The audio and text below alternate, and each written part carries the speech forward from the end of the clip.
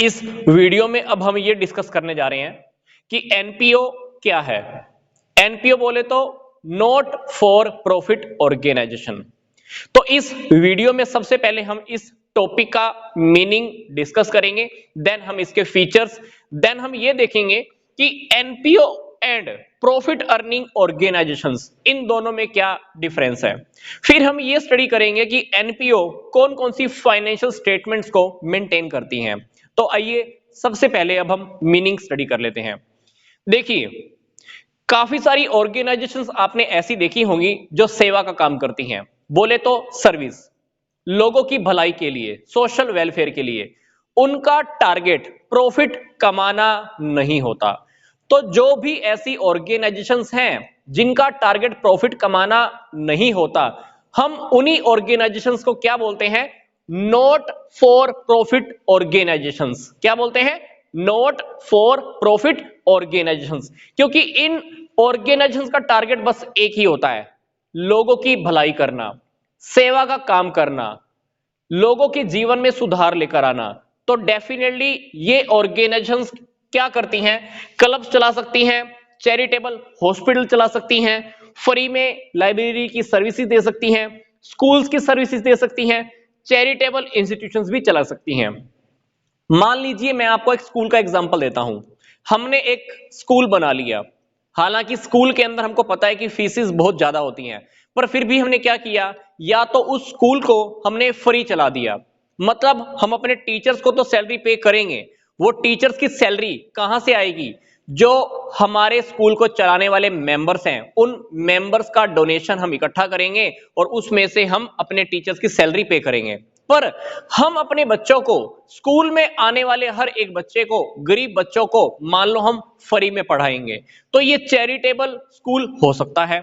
इसी तरह से हॉस्पिटल भी होता है, हॉस्पिटल में भी हम लोगों को फ्री में ट्रीटमेंट कर सकते हैं। पर कभी कभी ये क्या करते हैं, लोगों को फ्री की सर्विसेज की वैल्यू पता लगे, हम लोगों से नॉमिनल चार्जेस भी ले लेते हैं।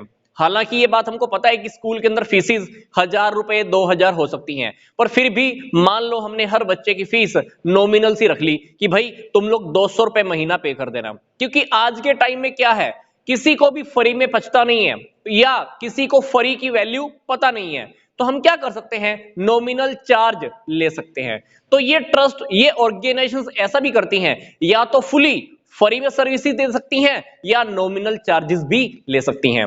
आपने देखा होगा कुछ हॉस्पिटल ऐसे होते हैं जो पर्ची की फीस, स्लिप, जो हमारी काउंटर के ऊपर जो स्लिप कटती है, वो फीस 5 रुपए या 10 रुपए ही लेते हैं, जबकि काफी सारे हॉस्पिटल के अंदर यही पर्ची की फीस 500 रुपए, 200 रुपए या 1000 रुपए भी हो सकती है।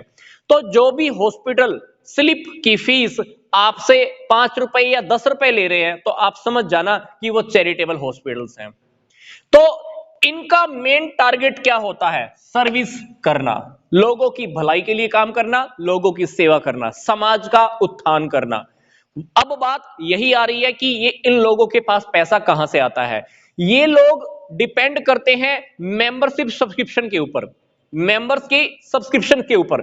मान लीजिए एक हॉस्पिटल बना और उस हॉस्पिटल को चलाने में 500 लोगों ने हेल्प की, तो 500 लोग मान लो उसके मेंबर बन गए। उन मेंबर्स ने बोला हम हर साल इस हॉस्पिटल के लिए 1 लाख रुपए डोनेशन दे देंगे।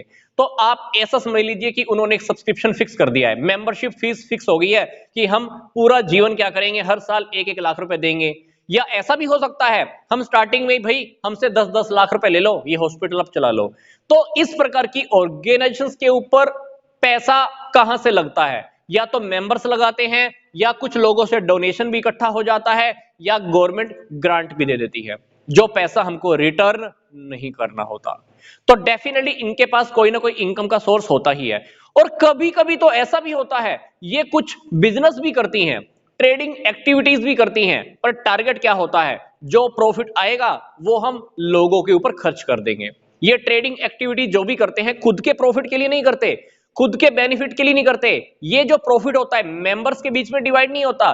ट्रेडिंग एक्टिविटीज को करने से जो भी प्रॉफिट होता है, ये प्रॉफिट भी हम लोगों की भलाई के लिए ही खर्च करते हैं।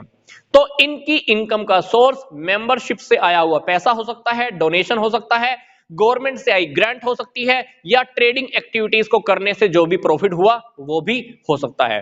तो इन ऑर्गेनाइजेशंस के लिए trading account, profit and loss account बनाना जरूरी नहीं होता। ये लोग trading account, profit and loss account maintain नहीं करते। तो ये लोग क्या मेंटेन करते हैं? Receipt and payment account, income and expenditure account और एक बैलेंस शीट। जैसे बाकी की ऑर्गेनाइजेशंस अपनी फाइनेंशियल ईयर के एंड में सब कुछ रेडी करती हैं, इसी तरह ये ऑर्गेनाइजेशंस भी एक अकाउंटिंग ईयर के एंड में फाइनेंशियल स्टेटमेंट्स रेडी करती हैं। अब फाइनेंशियल स्टेटमेंट के अंदर रिसिप्ट एंड पेमेंट अकाउंट हो सकता है। ये रिसिप्ट एंड पेमेंट अकाउंट क्या है? ये एग्जैक्ट ऐसा समझ लीजिए कैश बुक की तरह है। कैश बुक के अंदर हमको पता है कि दो साइड होती हैं, लेफ्ट साइड में पैसा आता है, राइट साइड से पैसा चला जाता है। इसी तरह से रिसिप्ट एंड पेमेंट अकाउंट होता है। रिसिप्ट एंड पेमेंट अकाउंट के लेफ्ट साइड में रिसिप्ट, भाई जहां जहां से पैसा आया हम लेफ्ट में लिखते हैं, और पेमेंट साइड के अंदर सारी पेमेंट्स लिख देते हैं। इसी तरह से हम रेडी करते हैं income and expenditure account.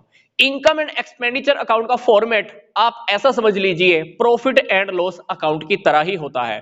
Profit and loss account के अंदर हम नेट प्रॉफिट या नेट लॉस फाइंड आउट करते हैं, जबकि इनकम एंड एक्सपेंडिचर अकाउंट में उसी नेट प्रॉफिट या नेट लॉस को हम सरप्लस या डेफिसिट बोलते हैं।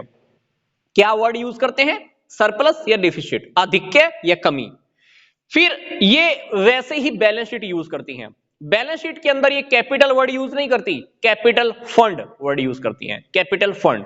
तो इन ऑर्गेनाइजेशंस के अंदर जो बुक्स रेडी होती हैं वो बिल्कुल वैसे ही होती हैं जो प्रॉफिट अर्निंग ऑर्गेनाइजेशन रेडी करती हैं। बस हमको ध्यान रखना है ये डबल एंट्री सिस्टम को ज्यादा फॉलो नहीं करती। ये तीन प्रकार की ये फाइनेंशियल स्टेटमेंट्स को रेडी कर लेती हैं और अपना काम पूरा कर लेती हैं, क्योंकि इनको भी तो ये पता करना होता है ना कि हमारे पास प्रॉफिट हो रहा है या नहीं हो रहा। पता चला कि हमारे पास पैसा इतना है नहीं और खर्चे हमको बहुत ज्यादा करने पड़ रहे हैं, इसलिए ये लोग भी प्रॉपर तरीके से अकाउंट्स को मेंटेन करते हैं, क्योंकि इनकी भी ये लीगल रिक्वायरमेंट होती है। क्योंकि गवर्नमेंट कभी भी पूछ के खड़ी हो सकती है, भाई बताओ आपका पैसा कहां कहां से आया, आपने पैसा कहां कहां खर्च किया। पता चला कि मेंबर्स खुद की जेब के अंदर पैसा डाल रहे हो, इसलिए इन लोगों को भी अकाउंट्स प्रॉपर तरीके से मेंटेन करने होते हैं।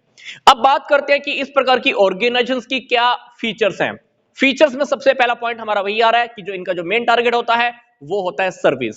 यस, ये प्रॉफिट के लिए काम नहीं करती, प्रॉफिट होता भी है तो ये आपस में इकट्ठा करके सब लोगों के ऊपर खर्च कर देते हैं। ये प्रॉफिट खुद की जेब में नहीं डालते, मेंबर्स खुद के ऊपर पैसा खर्च नहीं करते, ये कह सकते हैं। दूसरा हमारा फंडा है वो है फॉर्म। इस प्रकार की ऑर्गेनाइजेशन का फॉर्म क्या होता है? सिंपल सी बात है, चैरिटेबल ट्रस्ट हो सकते हैं, चैरिटेबल हॉस्पिटल हो सकते हैं, सोसाइटीज हो सकती हैं, या किसी भी प्रकार की ये चैरिटेबल ट्रस्ट या ऑर्गेनाइजेशन बना सकते हैं। अब इसके जो सब्सक्राइबर्स होते हैं, जो इनमें पैसा लगाते हैं, जो स्टार्टिंग के फाउंडर मेंबर्स होते हैं, तो डेफिनेटली हम उनको मेंबर्स का नाम देते हैं। जो भी पैसा लगाते हैं हम उसको मेंबर्स कह सकते हैं। फिर इनका भी एक सेपरेट एंटिटी होता है। हमने सोल प्रोप्राइटरशिप में, पार्टनरशिप में और एक कंपनी में भी ये टॉपिक स्टडी किया है, बिजनेस एंटिटी कॉन्सेप्ट। उसके अकॉर्डिंग क्या होता है, बिजनेस और बिजनेसमैन दोनों अलग अलग होते हैं। इस प्रकार इनके अंदर भी सेपरेट लीगल एंटिटी होती है। गवर्नमेंट की नजरों में मेंबर्स अलग माने जाते हैं और इनकी ऑर्गेनाइजेशन अलग मानी जाती है। फिर नेक्स्ट पॉइंट है हमारा मैनेज्ड बाय इलेक्टेड मेंबर्स। अब मान लीजिए इस ऑर्गेनाइजेशन के अंदर 1000 मेंबर्स हैं। अब 1000 के 1000 मेंबर्स अगर मैनेजमेंट करने लग जाएं तो आपस में ही लड़ाई झगड़ा हो जाएगा। इसलिए 1000 मेंबर्स आपस में मीटिंग कर लेते हैं और 4-5 मेंबर्स को मान लो डिसाइड कर लेते होंगे कि भाई मैनेजमेंट का काम यही करेंगे, जो डिसीजन लेना होगा यही लेंगे। तो कहने का मतलब क्या है, इस प्रकार की ऑर्गेनाइजेशन के अंदर जो डिसीजंस लिए जाते हैं वो सिलेक्टेड मेंबर्स के द्वारा ही लिए जाते हैं। वो मेंबर्स कौन सिलेक्ट करेगा? सारे ऑर्गेनाइजेशन के मेंबर आपस में डिसाइड करते हैं। तो इसमें मैनेजमेंट इलेक्टेड मेंबर्स के द्वारा किया जाता है। फिर बात आती है मेजर सोर्स ऑफ इनकम। इनका इनकम का मेन सोर्स क्या है, ये बात मैंने आपको ऑलरेडी ऊपर भी बता दी है। फिर नेक्स्ट पॉइंट आता है हमारे पास सरप्लस नॉट डिस्ट्रीब्यूटेड। ये बात भी मैंने आपको अभी बताई थी कि जो भी प्रॉफिट होगा ये मेंबर्स आपस में डिवाइड नहीं करते, ये लोगों की भलाई के लिए, सर्विस के लिए ही इसको खर्च करते हैं। नेक्स्ट पॉइंट है हमारा अकाउंट्स। ये बात मैंने आपको पहले भी बताई है कि ये लोग अकाउंट्स प्रॉपर तरीके से मेंटेन करते हैं क्योंकि ये इनकी लीगल रिक्वायरमेंट होती है। तो अकाउंट्स के अंदर मैंने आपको अभी बताया था कि receipt and payment account, income and expenditure account and last balance sheet को ये लोग मेंटेन करते हैं। जैसे प्रॉफिट अर्निंग ऑर्गेनाइजेशन एक अकाउंटिंग पीरियड के लास्ट में सब कुछ रेडी करती है, इसी प्रकार से ये भी एक अकाउंटिंग पीरियड के लास्ट में ये सब मेंटेन करते हैं, रेडी करते हैं, ताकि पता चल जाए हमारे पास सरप्लस कितना है, डेफिसिट कितना है। नेक्स्ट टॉपिक है हमारे पास कि डिफरेंस क्या है not for profit organisation and profit earning organisation, इन दोनों के अंदर क्या डिफरेंस है। डिफरेंस नंबर 1 अगर मैं आपको बताऊं तो इनका टारगेट क्या होता है, एनपीओ का जो टॉपिक हम स्टडी कर रहे हैं इनका टारगेट क्या होता है, सर्विसेज, लोगों की भलाई करना, सेवा करना, इनका टारगेट प्रॉफिट। ये लोग trading account, profit and loss account, balance sheet, manufacturing account कुछ भी मेंटेन कर सकते हैं, पर ये लोग तो ट्रेडिंग अकाउंट मेंटेन नहीं करते, प्रॉफिट एंड लॉस अकाउंट भी नहीं बनाते, क्या बनाते हैं, receipt and payment account, income and expenditure account and balance sheet. इसमें ये लोग डबल एंट्री सिस्टम को स्ट्रिक्टली फॉलो करते हैं, पर इसके अंदर ऐसा नहीं है। कैश बुक की समरी क्या होती है, रिसिप्ट एंड पेमेंट अकाउंट, क्या रिसिप्ट एंड पेमेंट अकाउंट ये लोग रेडी करते हैं, कैश बुक की तरह ही होता है। ये लोग प्रॉफिट्स को पार्टनर्स के बीच में डिवाइड कर लेते हैं, या तो वो पूरा प्रॉफिट ओनर रख लेता है या पार्टनर्स डिवाइड कर लेते हैं, पर इसके अंदर प्रॉफिट मेंबर्स आपस में डिवाइड नहीं करते। पर फिर भी मैंने इस टॉपिक का कंप्लीट वीडियो आपको इसी वीडियो के डिस्क्रिप्शन बॉक्स में दिया है, आप चाहें तो वो देख सकते हैं। तो मिलूंगा मैं आपको अब नेक्स्ट वीडियो में, इस चैप्टर को हम आगे और कंटिन्यू करेंगे, देखेंगे इन टॉपिक्स का रियलिटी में मीनिंग क्या है, इनकी फुल डिटेल्स हम नेक्स्ट वीडियो से ही डिस्कस करेंगे। तो यहां तक का वीडियो देखने के लिए आपका धन्यवाद।